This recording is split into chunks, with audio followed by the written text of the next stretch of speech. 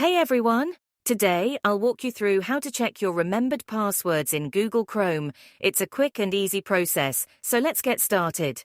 First, open up Chrome on your device. Now the three dots at the top right corner. From there, select Settings. Once you're in the Settings menu, you'll find the Password Manager option.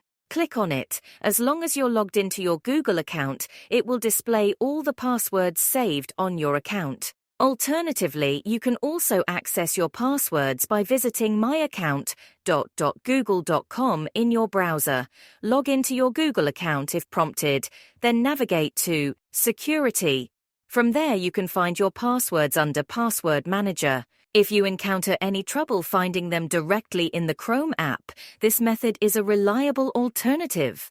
I hope this guide was helpful. If it was, don't forget to hit the subscribe button below. Your support means a lot to me.